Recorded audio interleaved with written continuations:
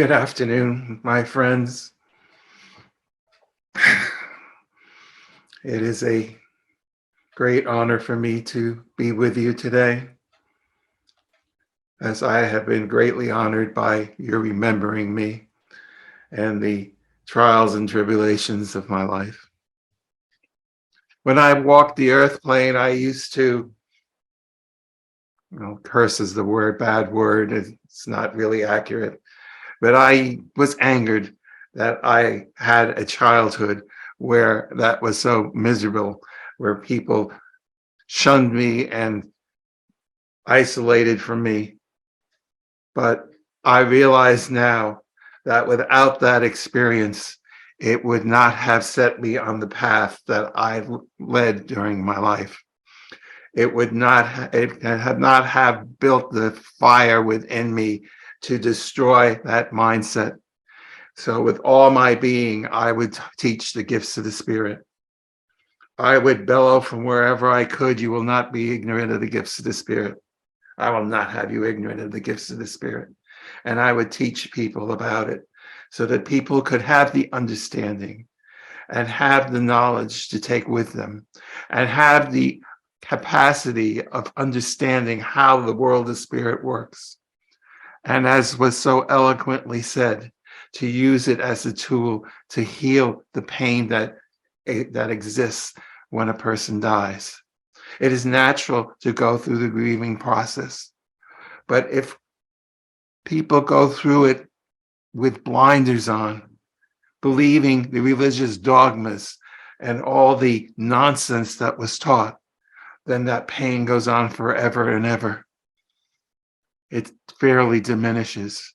But once you know about that life is ever after, that people in this world do not have the physical pains anymore, and that they have the ability to pursue their interests and whatever they wish to do in this dimension, that life continues after the change called death. That heals so much of the pain that people that feel. It eradicates the grief, and people can go and know that their loved ones still exist and can honor them with that information. So yes, while it was a painful existence, it did fuel me for my mission in life. And as was stated, I am so happy looking at the world now to see how far it has come from when I first entered it 95 years ago until now. How the cement blocks and chains that enslave people are slowly deteriorating. It's as if someone poured acid on them and they are slowly fizzling away. And more people are breaking away from that enslavement. And it is our hope that through the teachings of the gifts of the Spirit, once they are free from the weight of dogmas and religions, they will turn to spiritual knowledge and embrace that and become ambassadors for the world of spirit, for spirituality, as that will happen in the days to come. It is so rewarding to be here in the world of spirit and to see into the future, to see a time when your world will be so completely different than what you've experienced, and vastly different from when I first came into the physical world. For people will no longer have these dogmas that will chain them. They will totally disappear. And people will understand where God is. They will understand that God is within. God is also without, because God is in every single thing. God is within the plants and the trees and the stones and every other person. And God is androgynous. God is both male and female, not one or the other. And the time will come when that concept will be totally embraced, and people will step into their God energy, their crystalline energy, and live their lives there and experience things. And it is such a magnificent universe that you will be able to discover once you have crossed that path. Once you have crossed the threshold and the world truly enters the age of knowledge that is coming forward. So I hope that inspires you, because the times you are living in are challenging and perhaps will get even more challenging. But know at the end of the tunnel, there is not only a light, there is such a great brilliance of light. Will be such a transformation coming that you will not recognize the world anymore.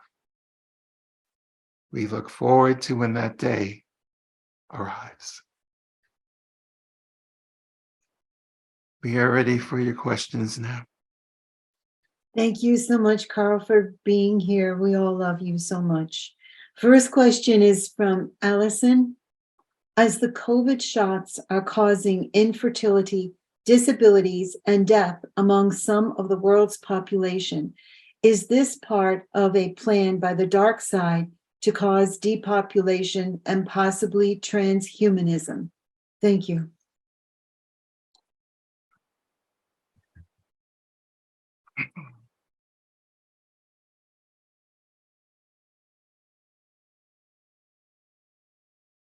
The time that you are living in is really a very much a tug of war, because the forces of light and forces of darkness are trying to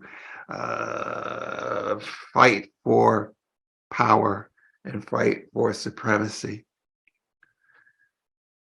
There are people who let me start again. Centuries ago, the force of darkness was pretty much found in the church and the religions, because in those days, religions were ruling the people. You could not go against what the church said, and if you did, you probably were killed for it. Thousands and thousands of women and some men were burned at the stake because they were labeled as witches, because they had the gifts of the spirit and could do healing or foretell the future. And the church totally forbade that and actually executed them in the most horrific way. In those days, the church had all the power. As time went on, church lost some of the power, but governments started to get the power that the church has lost, and the governments were controlling the people. And there are people today in the governmental systems who are on the dark side of things and who do wish to control people. They want to keep people in ignorance. They want to keep people, they want them to follow their every demand and every wish that they come up with. And they want to create a system where they can punish people just as the church could burn people. The government could punish people for not following what they said. The forces of light are trying to prevent this. And this is why there are so many different groups of people who are connecting with people in other realms like the spirit world and other dimensions, who are not bound by these dogmas and who have much more of a spiritual understanding to enlighten the people and to guide them to the light. So yes, there is this battle between the light and the dark. The dark has come up with this virus that you know of as COVID. They released it into the population knowing that it would kill people, and they came up with these vaccines that have detrimental effects upon people. It is a way they want to reduce the amount of people that are on the earth plane, because that way there's less people to control and they can keep their power stronger. This is part of what they're trying to do, but they will not succeed. As much as they might win a battle, they will definitely lose the war. Eventually, the forces of light will come to the surface. They will gain the power, and there will be no going back to the dark side. There will be no more dark side eventually, but it will take time for this to all work itself out. The time of the age of knowledge that has been described to you is real. It will be a time where people will recognize that God is within each and every person and each and everything and every animal and all throughout. And they will harness that God power that is within and start to use it on a daily basis and become what people were supposed to be originally when things began. Do you understand? Thank you. The next question is from Susan Yu. Can you give us any information on time capsules that are hidden in the earth? Who put them there? Can they be upgraded? Anything on them would be highly appreciated. With love and much gratitude. Thank you.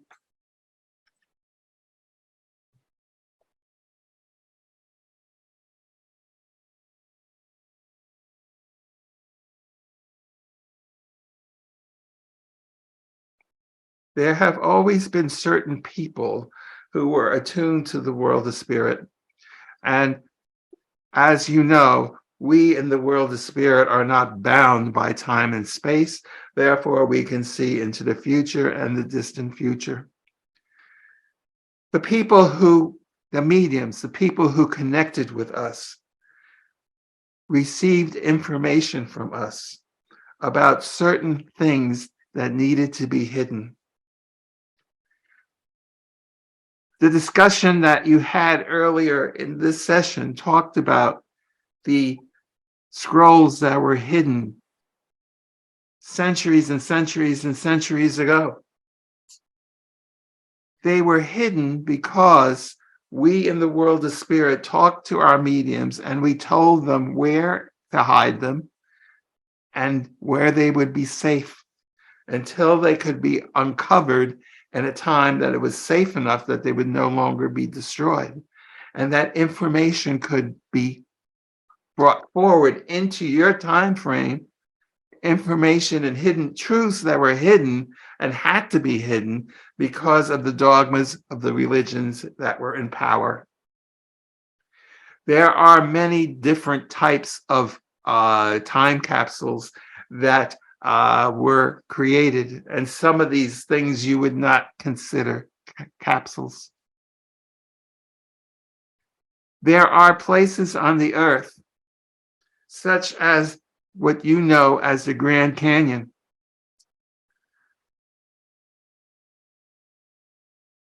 You look out there and you see all these stones and these gorges, and you think nothing of it other than a river carved through it. What you do not realize was that that stone was placed over ancient cities that had to be covered because we understood that the age of ignorance was going to dawn. We understood that there was going to be a time where any evidence of our civilizations before, the enlightened civilizations, the people who knew how to build the pyramids, the people who knew how to levitate the stones to put places Stonehenge, all that information would be destroyed. All that knowledge was destroyed. So we cast the stone over things to protect them for eons. There will be a time in the future where these stones will be dissolved again, and these cities will be exposed again. And all the wealth of information that is contained and buried in them at this point in time will come to the surface again. And just like you can read those scrolls that you talked about, there is a wealth of information that will become forth in those days.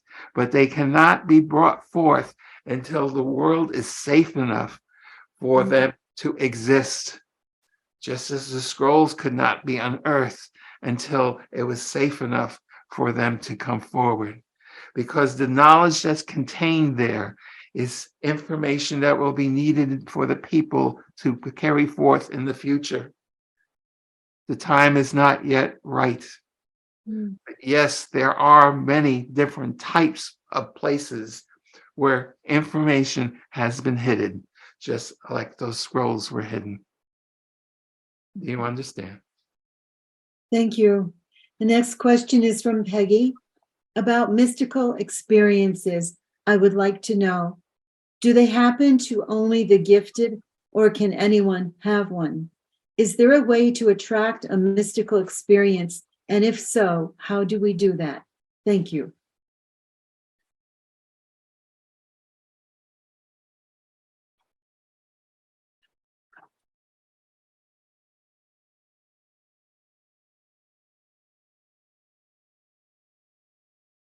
The answer to your question is that pretty much anyone can have what you are terming a mystical experience.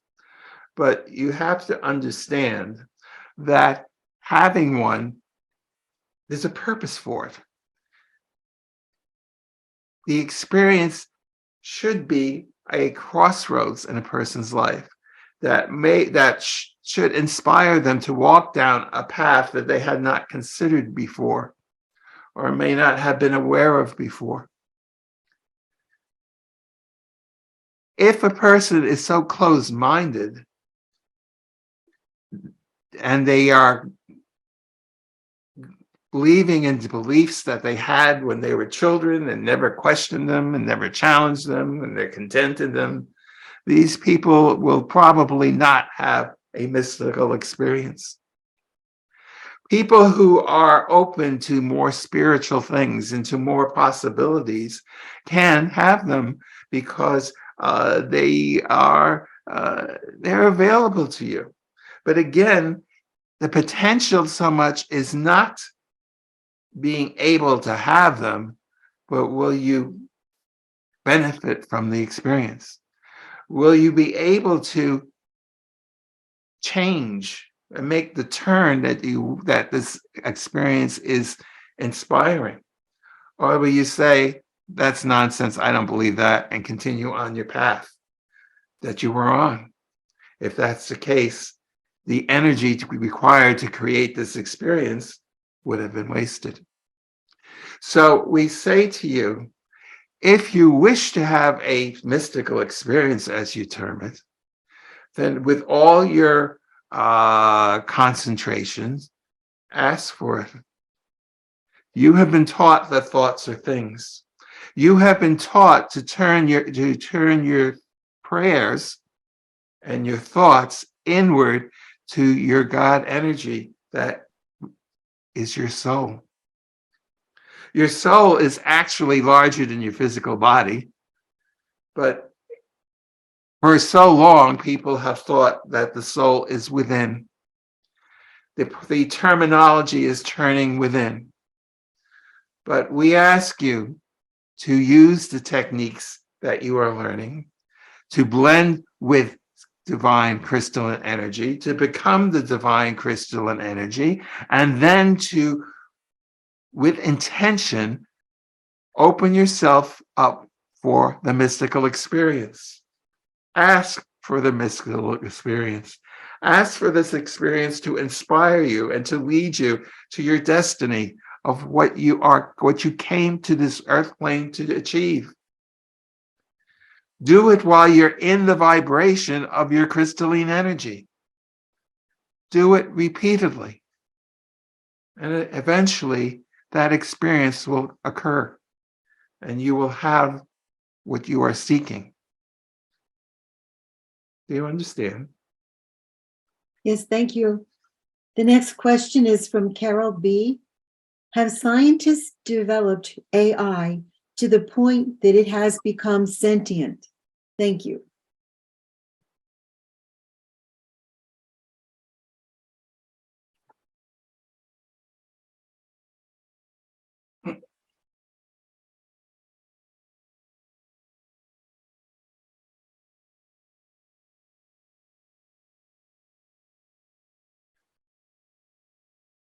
The question you are asking is one that is quite interesting because as you understand the term artificial intelligence, the machines that are being created are getting more and more adept at being able to make decisions. It can open up a dilemma because we have to know, or we need to know, the motivation of the programmers. Why are they creating these machines that can think so well? Are they trying to replace human beings? Do they want to create a slave system where these robots will do the menial labor? What are they trying to achieve by doing this? It is something that should be watched carefully. We would advise that you put your consciousness more on developing your spirituality so that you can achieve whatever you wish to achieve as time goes forward and as you become more adept with creating your own reality. Do you understand? Thank you. And the next question is from Carol C. For Carl. Can you confirm that you are the reincarnation of Thomas and that you wrote the Gospel of Thomas? Thank you.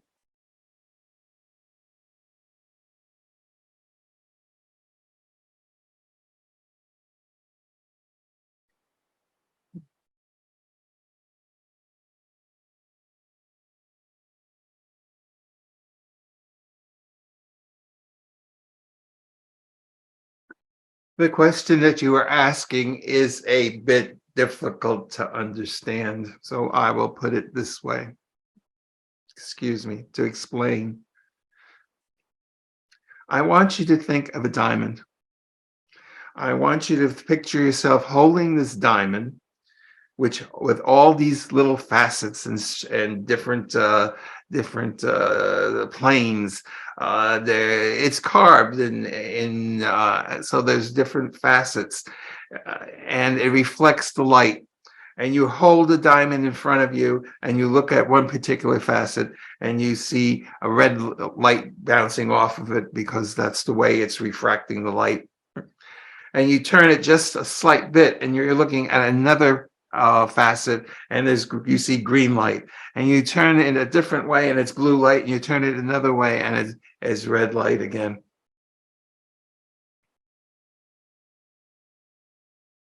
Souls are very much like a diamond, and each facet or part of the soul or aspect of the soul will reincarnate or incarnate into a physical person.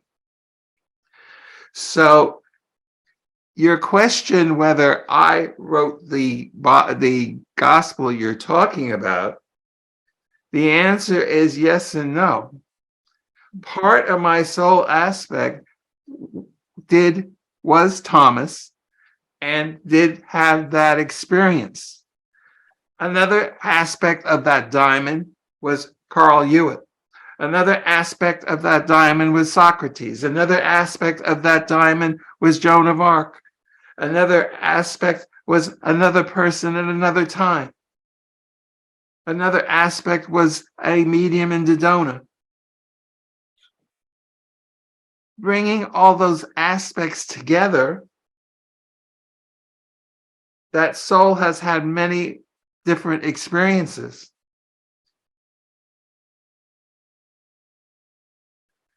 They teach us that there is no time, that everything is in the now.